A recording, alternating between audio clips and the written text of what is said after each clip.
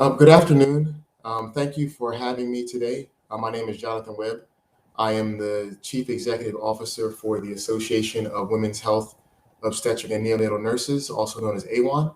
And today I will be speaking with you about how history has built racial inequity in maternal health. I hope you've enjoyed your conference so far. I apologize for not being able to be with you in person, but I appreciate the opportunity to still be with you virtually.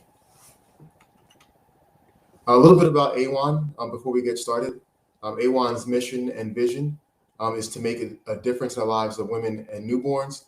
Our members are committed to the health of women and newborns, and our mission is to empower and support nurses caring for women, newborns, and their families through research, education, and advocacy. We are privileged to represent the 350,000 nurses in our space and are excited to be able to partner with those in this area to bring about change and to support and promote the health of women, children, and birthing people.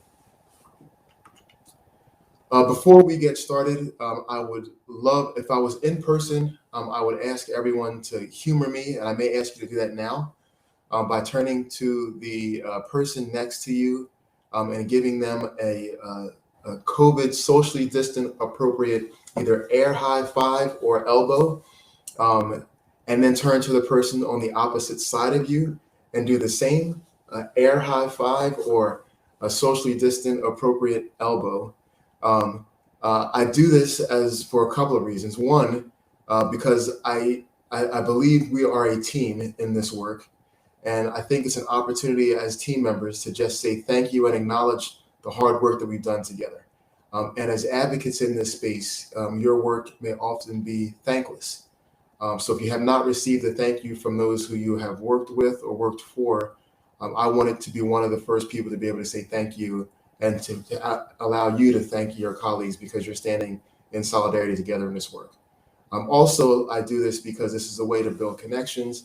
It's also a way to sort of underscore the fact we are a team working together to bring about positive change and positive health outcomes for the individuals and the families that we have the privilege of supporting and representing and being advocates for. So thank you. A little bit about me. This is my family. I've shared, I think I know a number of you who are in this space, and you may have seen this picture before, but this is my family. My kids would kill me if they saw this picture because this is probably about 4 or 5 years old. My son is now 15 and my daughter is 10. These are the people who really, without sounding too cliche, drive me to do the work that I do. There are a number of reasons why that's true. My wife and I, as I've shared with a number of you in the past, have had a difficult journey in this maternal and child health space with having children. And then when they were here, we had some complications and some challenges.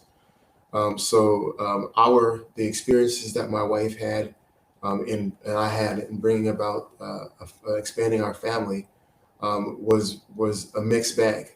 Some really great opportunities to engage with providers in this space, and then some not so nice experiences where we felt that we were getting inequitable treatment.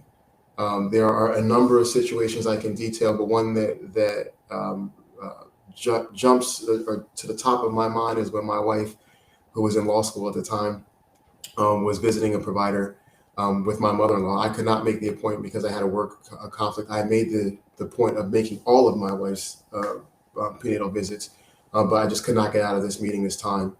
And my wife went into the facility for a regular checkup.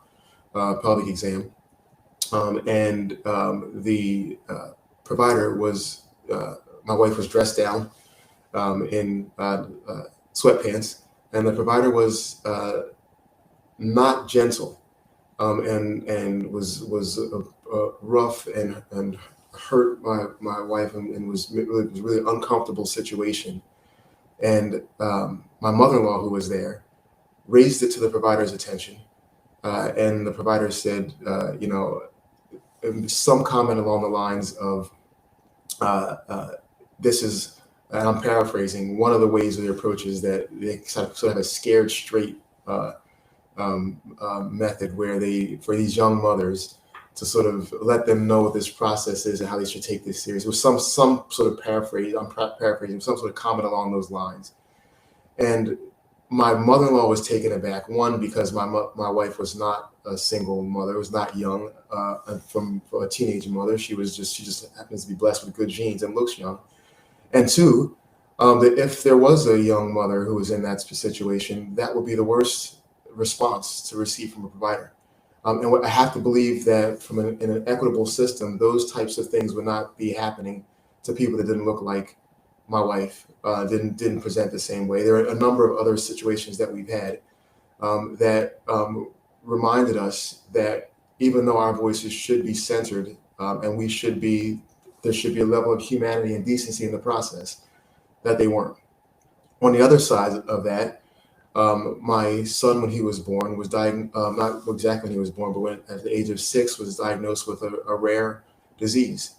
And we were told that by the time he was 12, he would either not be with us, worst case scenario, because of the natural progression of his disease, and best case scenario, he'd be wheelchair bound. By the grace of God and through a supportive care team, my son is 15, as I mentioned earlier. He plays baseball for his high school, and he runs cross country for his high school. And I attribute that, one, to prayer and a supportive network, but then two, to a care team that was really engaged and supportive. It was not an easy process. There was, again, a mixed bag of people who were supportive of our family and others who were not. And my son is able to be where he is now because of prayer, because of a good medical team, and because of my wife, who was a really strong advocate for him and made sure that he got everything he needed, despite what people were saying, despite what insurance companies said. So this is a little bit about me, and as I come to you, and as I have been a part of this work over the last 15 years or so, I bring all of the experiences from my family. I bring all the experiences for people who look like me, and I'm really focused on bringing about change and equity, so that everyone has the right to receive quality care in a system that values and centers them. Our objectives for today are talking about where we are today, talk about the urgency, the intentionality, and how we partner strategically in bringing about change, exploring structural racism and its impact on maternal and infant health, and encourage collaboration with community in a way that values them and changes the power dynamic. And then lastly, we'll discuss what's been done towards in support of this effort. So I wanted to start with a framing that I learned, a phrase that I learned when I was working with the YMCA. It comes from a Kenyan tribe in Africa, and it's Kasirian and Jade. If you know a little bit about the Maasai tribe, they were known for their fearsomeness, their intelligence. There's no more fabled African tribe than the Maasai. What was interesting to me about when I learned about this phrase was that Kasirian and Jade means, and how are the children? And the framing of the phrase that people were supposed to respond with was, all the children are well. And what struck me about that was that in this environment with fierce warriors and intelligent warriors who are known for what their accomplishments in battle, a common phrase that was a sincere greeting was, and how are the children? And to me, that spoke to the level of importance that was being placed even among warriors in that space on children. And in my opinion, you can't separate children from mothers. So how are the children and how are the mothers was what this tribe was prioritizing. And the genuine response was supposed to be, all the children are well. And what's concerning to me in our day and time is that if we were to ask this question about, and how are the children and how are the mothers, because you can't, in my opinion, you can't talk about one without talking about the other, would we truly be able to say all the children, all the mothers are well? And in my opinion, the answer would be no, because of our system, because of some of the things that have been set up.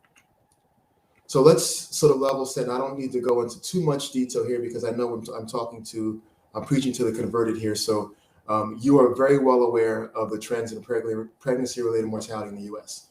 And the fact that we have one of the worst maternal, if not the worst maternal mortality rates in developed countries.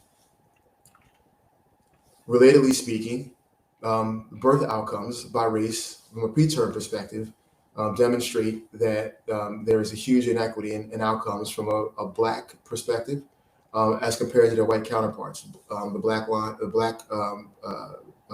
birth outcome rate being detailed by the light blue line, and the white birth outcomes being detailed by the darker blue line towards the bottom of each graph. So there's a huge disparity in terms of birth outcomes by race in the United States as of 2017, and the numbers have not significantly improved.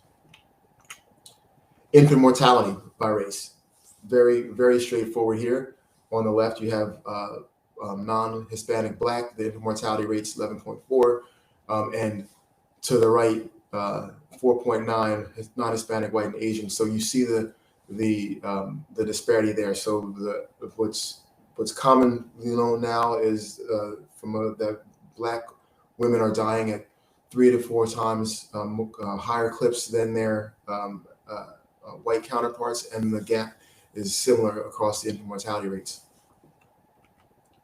So what we have been working on in this space, not just A1, but others in this space, is a call to action around folks being urgent in their approach to this issue, being intentional about their approach to this issue, and understanding that they alone don't own the solution to this issue. So how do we partner strategically with others to bring about the necessary change and the improved birth outcomes that we're all striving for? And what I've been really focused on, as with others, is remembering that behind every statistic is a real story. And these are individuals who I know and have come to love and respect in a different way, understanding their tragedy. Charles and Kira Johnson, Charles, who lost his wife Kira Johnson several years ago, and Wanda Irving, who lost her daughter Shalon several years ago, who have turned their tragedy into the opportunity to make sure that no one else goes through their situation by losing a loved one in childbirth, and then being put in positions where you're now raising a child or by yourself and needing to go through all of the emotions with explaining what has happened to mom and why mom is not here to celebrate some of these first. So a reminder that as we move forward, and as we are seeking to bring about change, these aren't just statistics. These are families, these are moms, these are fathers, these are birthing people, these are communities that are impacted that are behind these numbers, who have been impacted in tremendous ways, and we owe it to them to really prioritize this work and move forward in a way that brings about an improvement for those who follow behind them, and that we can really chase zero and make sure that no life is lost in this country or any country in childbirth. So again, these are lost lives, broken families, damaged communities, and a cycle of pain that really demonstrates to us and really challenges us to understand that this can't wait. This isn't something that we can sit back and let resolve over time, because time has shown that it hasn't happened. We need to address this with a sense of urgency to stop this cycle of pain and to make sure there are no more lost lives. Be intentional, be focused. And what that means to me is that we need to identify the problem and the pain point. What is the cause of this? Some clinical things that may be responsible for this. There's some social things that may be responsible for this, are responsible for this, and we're going to talk about those. We really need to be very intentional and very focused on calling it out, because if we don't call it out intentionally and honestly, then the solutions that we bring to bear are only going to scratch the surface because we have not really dug deep enough to understand what the underlying pain point or issue is. We have to determine what can be done realistically, and that goes back to partnering strategically. Where do I bring my expertise? Where might I need to partner with others because of their expertise? But being realistic about what my role can be and how that can impact the situation. Setting key milestones, so we're not just saying this is something we want to do, and improve, and then leave it there, but really be focused on how we backtrack to if we want to improve solution in year 3, what needs to happen in the first 6 months to get there. So setting key milestones to move us forward, and then tracking that progress along the way, and throughout the process, constantly looking at ways we can improve, do better, do things differently, so we can reach our 2, 3, 4-year target. And then there's this focus on striving for health equity. So many of you have seen this before. And I think this goes back to why it's really important to identify what the pain point is, because what we've seen, what historically has happened, is that we've understood the inequities or the inequalities in our system, and then people want to bring forth the same solution, and that solution is assumed to have the same effect across the board. And what we've seen over time is that while we bring forth a similar solution in the name of equality, that's an inequitable response, because everyone is coming to the situation with their own unique experiences, and there's not a one-size-fits-all for it. So instead of focusing on equality, we should be looking at equity, because that equity should take into consideration the fact that everyone presents with a different reality. So the solution needs to be tailor-made to that individual, to that community, because their situation, their reality may be different from the person standing next to them. And if we are striving for this, if we understand that we're striving for equity and doing that in the context of each person's reality, then hopefully we bring about liberation, which removes barriers for all. Again, this is something that many of you are very familiar with. As we look to understand people's realities, we in the public health community have looked at social determinants for a period of time now, and understand that an individual's health is influenced and impacted by their economic stability, social and community context, their neighborhood and environment in which they live, work, and play, and worship, their health, the healthcare they receive, the education they're afforded. All of these things play a role in determining an individual's health, and that's been known for decades. What we've been focusing on more recently is this understanding of the life course theory, which essentially says in a nutshell that we need to be focused, if we're looking at improving birth outcomes and having positive birth outcomes. We can't just be focused on the time that we have that individual from a prenatal perspective, because everyone is bringing to that prenatal experience and birth experience their lives, the experiences they've had throughout the course of their life, and the generational impacts of what their parents have experienced as well. So an individual is presenting to you in the 9 or 10 months you have them during that time, but they're not just coming to you with those experiences, they're coming to you with their life experiences and the impact of the experiences of generations before them. So it expands the thinking around the social determinants, because the social determinants aren't just limited to their life experiences or the time you have them in clinical setting, but it's expanded to their life experiences and their generational experiences. And what a number of states have done, in receiving the challenge from Dr. Michael Liu, who was administrator for HRSA's Maternal and Child Bureau several years ago, under his tenure, the states who are building out their plans really took to heart the life course theory challenge and built out some of these plans, these 12-point plans, to close the black-white gap in birth outcomes, and try to influence those outcomes, not just from a clinical perspective, but understanding there are a number of inputs that are impacting an individual's life course.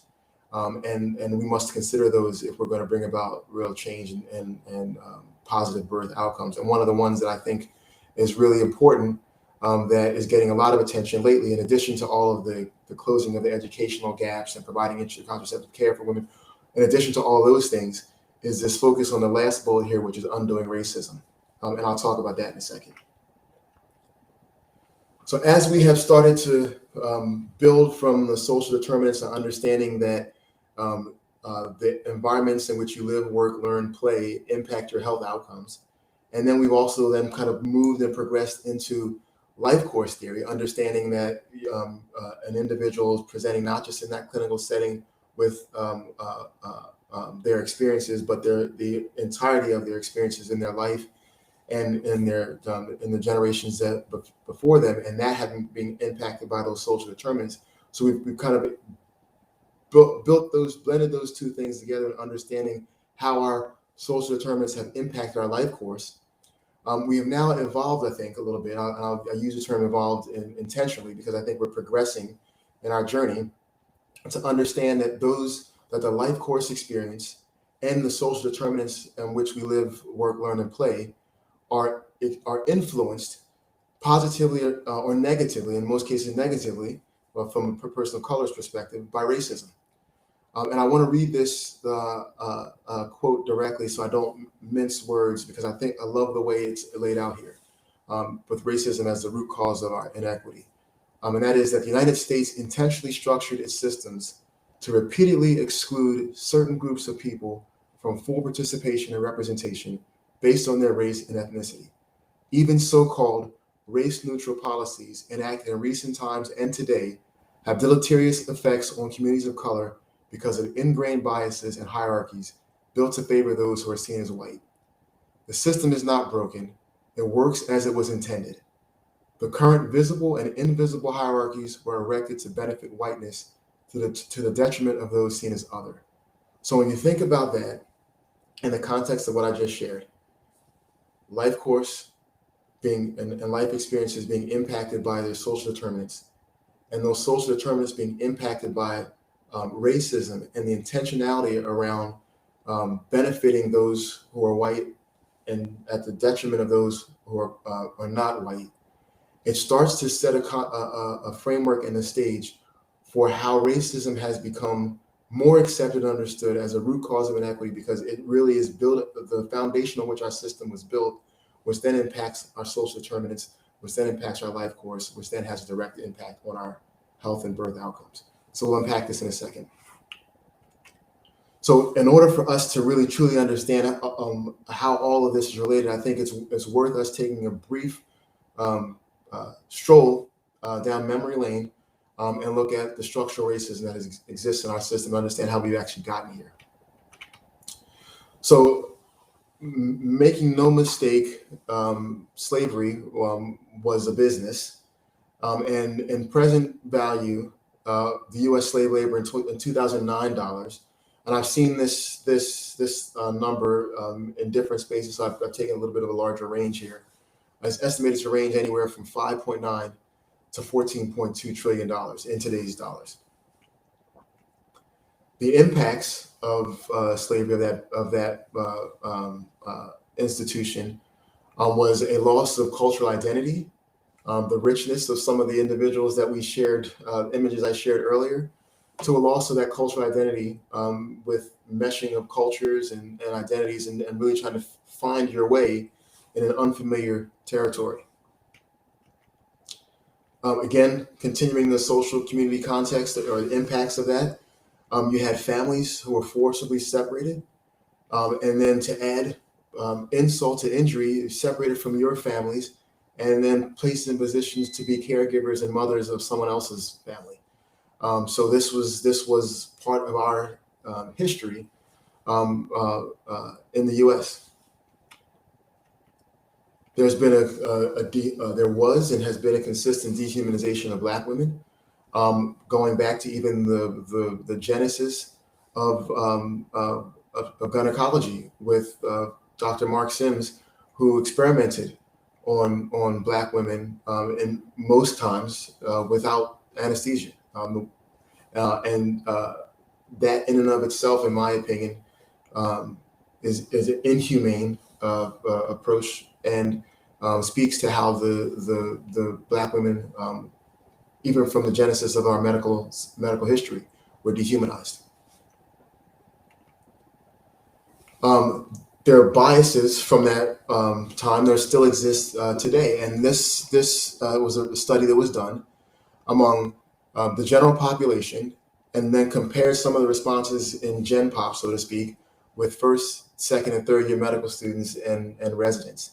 And I hope you can see this visual, but there's asked some questions like beliefs around Blacks aging more slowly than whites, or whites having better sense of hearing than blacks, black skin being thicker than whites, blacks having more sensitive sense of smell than whites. So these are some of the questions they were asked, and you could see across the board that the responses in many cases from the general population didn't vary that much from people who were being trained as first, second, third year medical students or residents.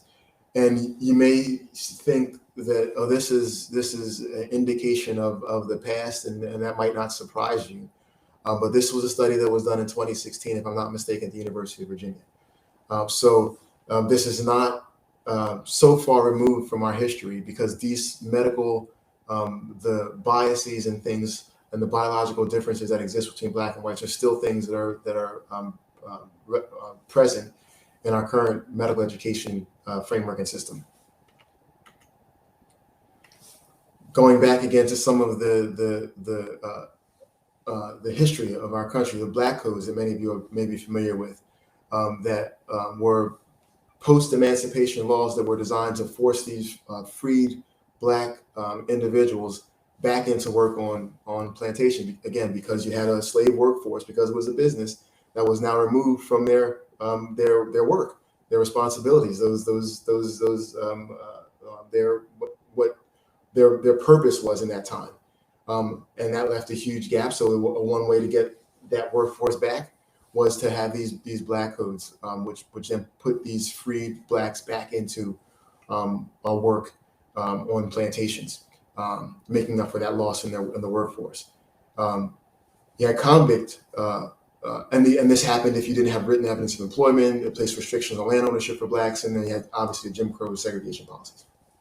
You had convict leasing, which still happens in some spaces today, where you have your criminal workforce or individuals who are incarcerated contracted out through state-run prisons to perform services. So that's still happening today. And then these are some examples of obviously crimes that were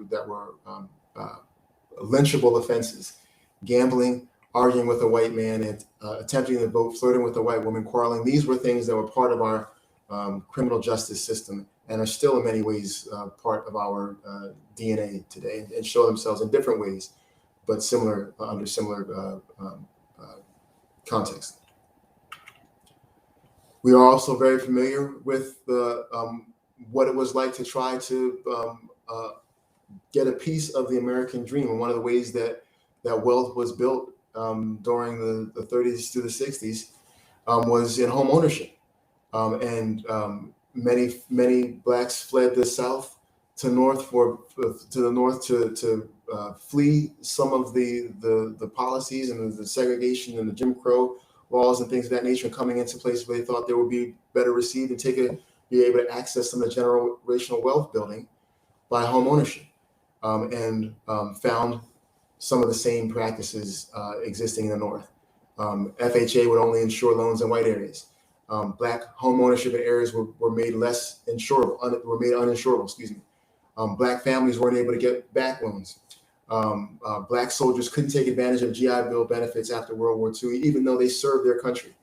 And again, as I mentioned before, when this was an opportunity for generational wealth building, there was a huge gap created between white Americans and black Americans, and that has a deleterious impact in obviously the furthering and advancing of the generations to follow, excuse me. It had an impact on housing, education, and access to care through the practice of redlining.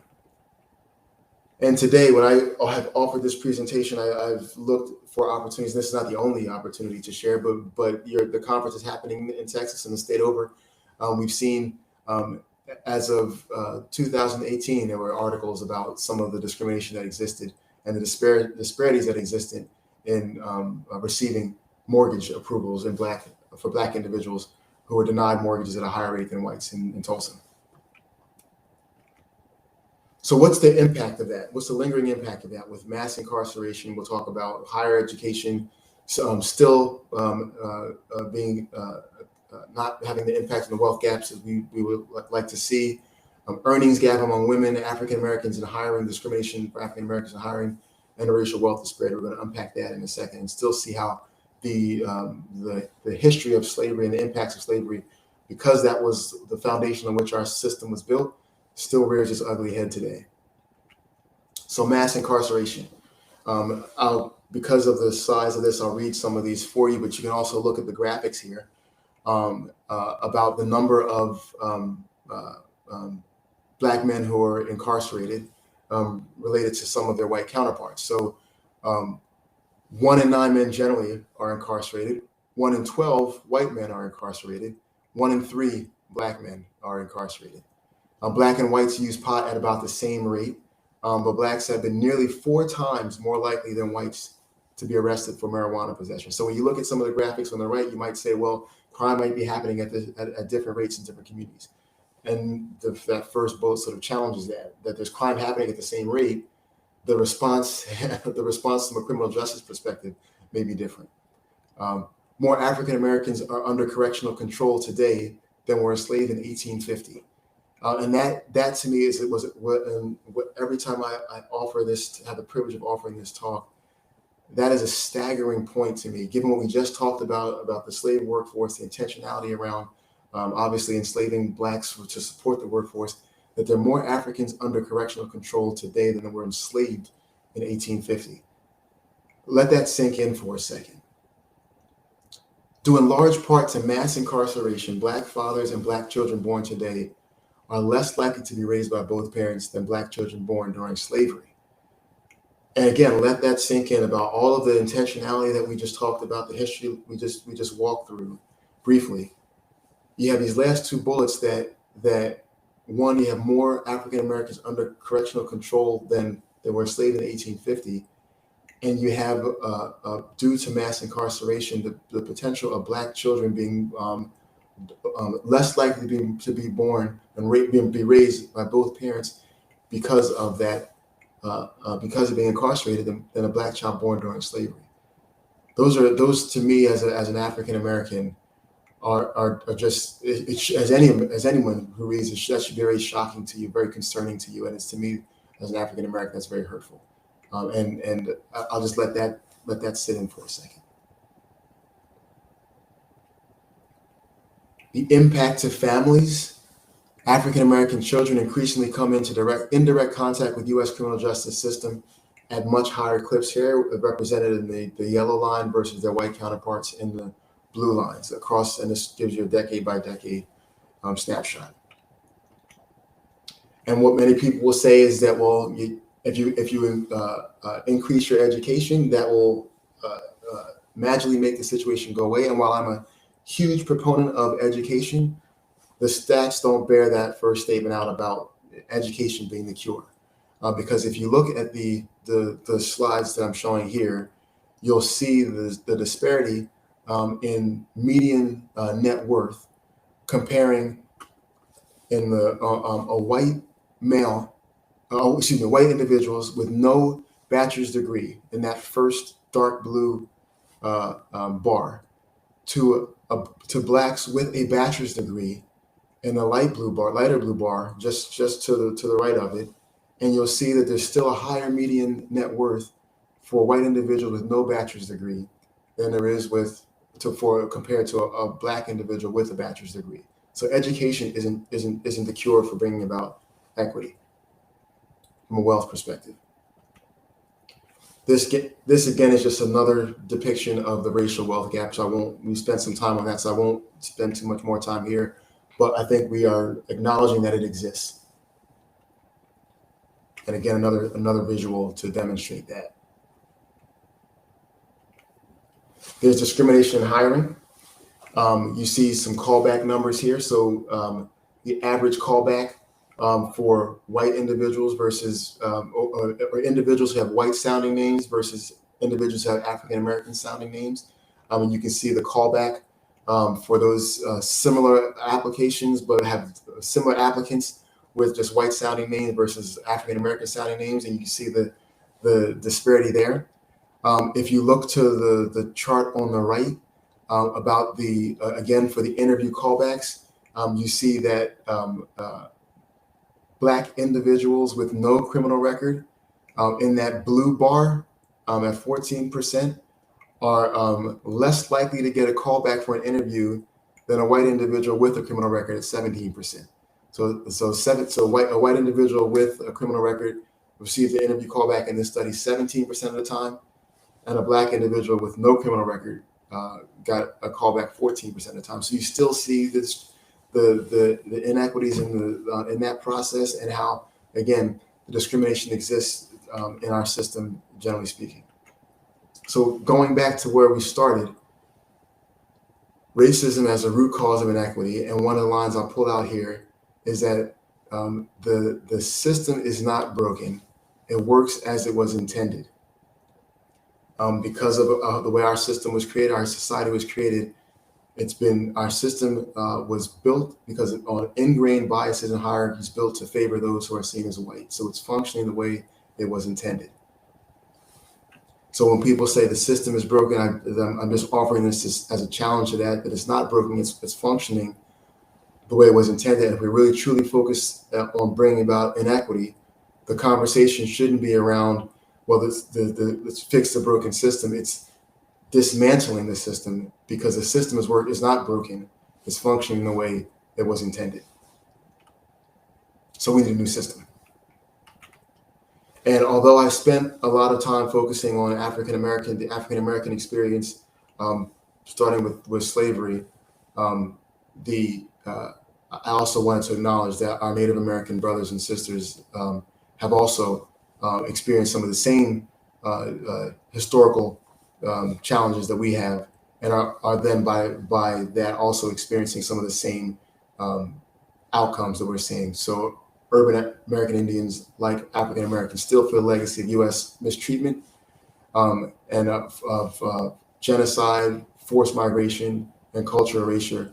And because of that, are now still realizing higher rates of poverty, housing challenges, job discrimination, social isolation, are twice as likely as non-Hispanic white adults to experience psychological stress.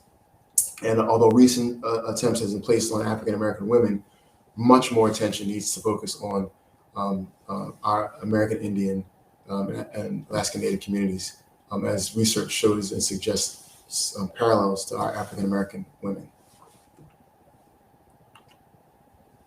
So how does this all start to connect? So one of the areas of research that has gotten a lot more attention lately is this impact, the allostatic load, the impact of toxic stress on wear and tear on the body over time.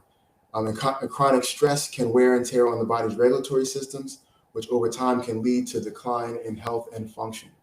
That principle has become known as weathering, which is the impact of those biological, behavioral, and social risk factors that build up over time, which result in a gradual degradation of health. So if you just, if possible, put yourself in the shoes of the women, the families that we just talked about, who have had this generational stress from slavery and all of the atrocities that happened in the slave trade, and then the experience once here as a slave, when we talked about the migration north and the Jim Crow laws and all of these kind of things that have over our history have created stress and chronic stress on a population. You can imagine how there will be a gradual, from a weathering perspective, gradual degradation of health. And one of the ways that I think I heard it was Dr. Liu described it before, it's kind of like having an engine that, for those folks who are car buffs, or at least knowledgeable of the inner workings of a car, it's kind of like having an engine that gets a chance to go up to 3 RPMs like in a normal situation, and then come back down when you downshift to 1 or 2 RPMs, and then go up to 4 RPMs, and then come and downshift to 2 RPMs in a normal system where with stressors and things of that nature. And when you think about communities of color who have experienced some of this stress, you're constantly revved up at a 4 or 5 RPMs and never get a chance to downshift, placing you at a higher risk for some of the negative health outcomes that we've seen with cardiovascular disease, negative birth outcomes. We have looked at it from a race perspective, saying being Black puts you more at risk for cardiovascular disease, or puts you more at risk for a negative birth outcome, when we need to sort of change the thinking around the racism that has put individuals in a situation where they've experienced chronic stress that have put them in a place where they have this gradual degradation of health, which makes them more susceptible to these outside influences that could impact your health. So this toxic stress understanding of weathering and the chronic stress should help us to reframe how we're engaging with individuals and how we're looking at presenting solutions that will benefit them, not just the solutions that are programmatic in nature, but solutions that may need to be systemic, because then the system changes can hopefully remove some of those stresses they will continue to experience. So these maternal stresses during pregnancy could program the fetal brain in a way that influences the way the infant system regulates stress over the life course, elevated risk for ADHD, future chronic health conditions, infectious diseases, preterm birth. Again, all of these things we just talked about from a weathering perspective just now. I know my time is moving quickly here, so I'll speed up a little bit here. So why does this history matter? It's important to understand the circumstances that those you are serving and representing have experienced. So again, your approach to them, your solution, your partnering with them can be from a place of genuine understanding and humility, versus what we tend to do sometimes, which is victim blaming, which speaks to the next point here, with reframing the narrative around how we partner with people versus see them as a project. The individuals I mentioned who have experienced the atrocities of slavery and the Black experience, that doesn't, in my opinion, and hopefully in yours, does not have me view them through any inferior eyes. If anything, I see them as a sense of pride that they were able to come through that with resilience and still stand and still be leading in many ways. So there's a partnering that should be done that respects their struggle, and not put them in a place of inferiority. So we have to reframe that narrative and place the focus on the system versus on the individual. And that, to me, then will translate into how we partner with people versus see them as our personal project. The solution, again, must be targeted. We talked about that. If we're really mindful of what the challenge is and honest about what the challenge is, then our solution can target that versus target the stuff that makes us feel good, the higher level surface area stuff that still may have some impact, but doesn't get to the root cause. And by doing this, by understanding what a person's struggle has been, by understanding the experiences that the person has been through, by reframing the narrative and partnering in a way that's genuine, we hopefully are putting ourselves in a position not to perpetuate the same disparities unintentionally, by coming in to save individuals in a way that isn't respectful of their history, isn't responsive to their needs, and makes us feel better, but doesn't advance them, and still creates the gaps and disparities that we're fighting so hard to address. We also need to understand that this takes time, and in doing this work, that time needs to allow the opportunity to build trust. One of the phrases that we coined when I had the privilege of leading my old organization, AmChip, was progress at the speed of trust. We don't want to move too quickly. We want to move with urgency, but we don't want to move so quickly that we are doing things that feel paternalistic and doesn't have the trust and support of those individuals who, in many cases, understand what needs to be done and are willing to partner with you to help bring about that change. We want to move at the speed of trust because there needs to be an honest give and take, an honest sharing if we're going to partner in a way that feels genuine and it actually moves the work forward. What can be done? Again, calling out the problem so the solution is appropriate, and digging a little bit deeper into what I just shared. Programs are great, and I'm not hopefully not being critical of programs because they serve a purpose and they are beneficial. But we also need to examine the system, because the system needs to be reframed, dismantled, and taken a look at, so that we hopefully end up in a place where we no longer need programs because the system is in a place where it's functioning well for everyone. This was a really interesting visual that I picked up along my journeys that I thought was worth sharing. It talks about why in my opinion, visually depicts why it's so important to focus on the system versus just programs. So if I was in the room with you, I'd ask you by show of hands how many people have played Monopoly, or maybe let me ask this way: how many people have not played Monopoly? And when I've asked that question, I don't think I've seen more than maybe one hand go up. But most people are familiar with the game of Monopoly. And um, if you put yourself into a Monopoly game and imagine with me for a second where a family of four sits down one evening to play Monopoly, and three of those individuals start playing the game, and the fourth individual, Johnny, let's call him, is asked to sit down and do his homework and do his chores. And while Johnny is doing his chores, the family has gone around the board three times, and then they invite Johnny back into the conversation, back into the game.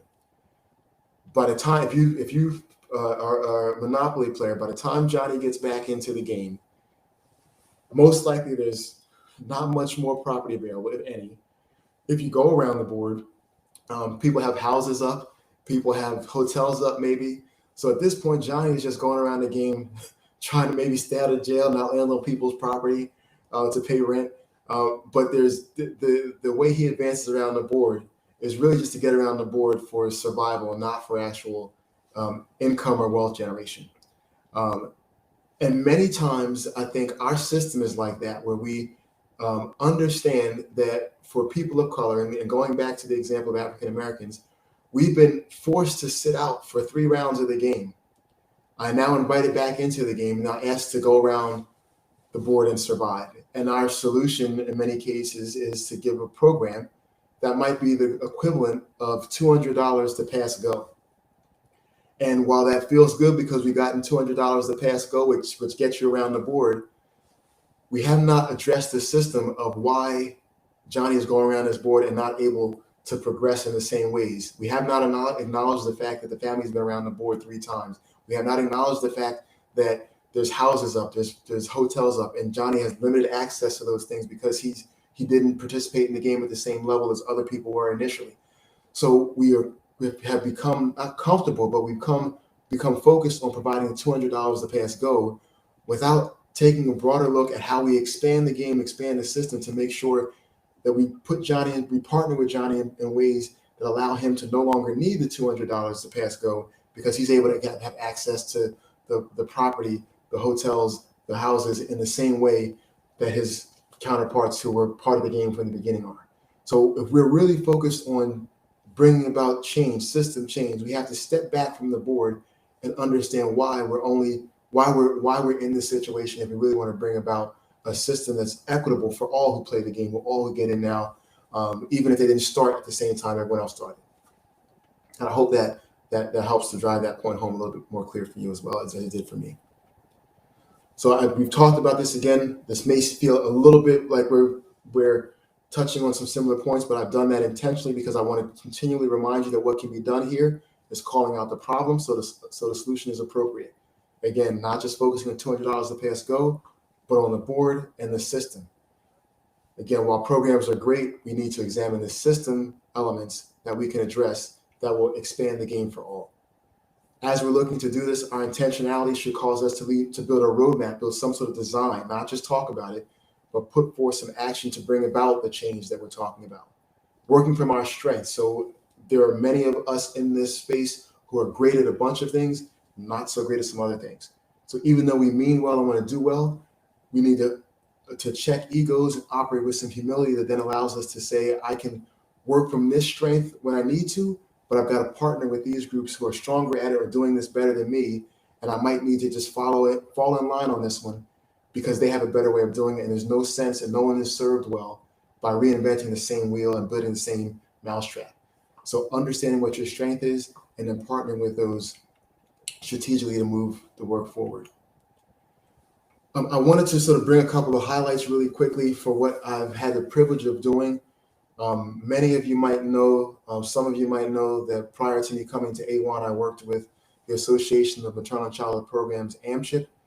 And one of the things we did with AMCHIP to really helped to bring about equitable outcomes is we took a hard look at what we as an organization and what our state maternal and child health leaders had done as an industry to either perpetuate directly or indirectly some of the inequities that we were trying to now address. And when we took that hard look at our history, it prompted us to then issue a statement that acknowledged what we had done, how we had been a part of the problem, either directly, indirectly, intentionally, or unintentionally. And then we listed some action items that we made available to our members and to anyone, any external viewer, around ways that we were wanting to be intentional and honest about our journey, about how we were going to do things differently, how we were going to value lived experience, how we're going to try to be comfortable with being uncomfortable, having difficult conversations that challenged us to be bold and stretched us in different ways. That work is still living and alive at AMSHIP now. It's also put us in a position where we have engaged with a number of other leading national MCH organizations to adopt a joint statement around what it means to be anti-racist organizations, and leading on some of the same principles, how we're talking about communities, how we're mindful of our language. We're not using terms like vulnerable or at risk because those focus the attention negatively on individuals versus systems, how we're willing to have bold and brave conversations, how we're looking to educate ourselves and our membership on ways to be anti-racist. These are hopefully setting the stage for us to partner meaningfully and strategically with impacted communities, seen as an ally, and then collectively together working towards those things we jointly identify to bring about equitable outcomes in the maternal and child health space.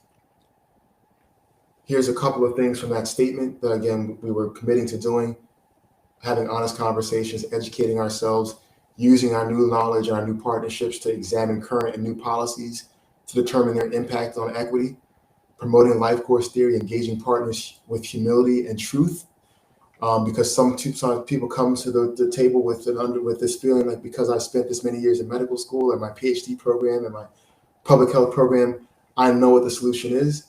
And sometimes those approaches then discounts the lived experience of the people we're trying to serve. So encouraging folks to engage and partner with humility so we can build things that are building on the strength, the success, and the assets that already exist in spaces, and then scale those things up. And then for us, because we were also in a position to provide funding or champion funding channels, we wanted to ensure our funding and contractual awards and some of the financial processes were helping to build the capacity of the community-based organizations we're working with. The last couple of things I'll share here. At A1, we're embarking on a similar journey, but that conversation, even though the AMCHIP conversation started internally as well, the A1 journey is even getting a little more focused internally around how we, from a membership, since we're a professional membership organization, what the structure of our member group is. Our efforts around diversity, equity, and inclusion are really making sure we have the right folks around the table. And these are some of the efforts that we're doing to make sure those right folks are around the table. So when we release practice guidelines, when we release policies, when we start to engage meaningfully in conversations around the maternal mortality crisis, that we're doing that with a diverse representation of the nursing workforce, so that we can put something out that meets the needs of all the patients that our members serve, and that we are then partnering with community-based organizations, others, in this work in a meaningful way, because we're all part of the same team. Whether you're a doctor, a nurse, community-based organization lead, a social worker, whatever it might be, we are all part of this work and need to make sure that we're mindful of what other people are doing. We're partnering with each other in a meaningful way, and that we're respecting and valuing each person's experience in a way that helps us to see different perspectives, different challenges, different opportunities, so that we can then bring about a solution that matches the scale of the problem that we're facing. So again, these are a couple things that we're committing to: being active champions for diversity, incorporating this work into our organizational DNA. So it's not just what we do, but who we are. Fully respecting and honoring the autonomy of pregnant women and the postpartum person, and then growing and innovating in the area of DE&I as we move down this journey. So I'm sure these slides will be available to you in the future. You can read through these if you so choose.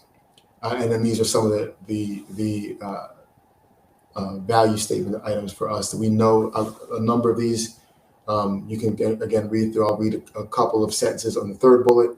We know that building a truly diverse, engaged organization starts with the understanding that diversity, equity, and inclusion are distinct concepts that must work together. So we're looking at ways to, again, make sure that we have as many rich voices around the table, because that will make us stronger as clinicians, stronger as providers, stronger as advocates for our patients, stronger as advocates for our families.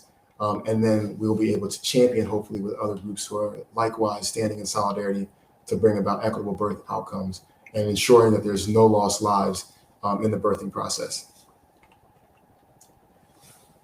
As I close here, I just want to challenge you that for my very this is my personal belief, but I hope you share with me that we are much stronger together. That these challenges are too big for one organization or one entity to handle alone. So we must partner together. Through that partnership, we must be comfortable with being uncomfortable and seeing things through other people's eyes, which allows us to think outside the box in our solutions. We must align to a longer-term action plan. While we, it's great that we're in this moment where we're acknowledging these things are issues. We also need to be able to say, how are we taking this from an issue to an action, and then being thoughtful about how we get to that action. Leading from our strengths, from our advantage. How do you partner?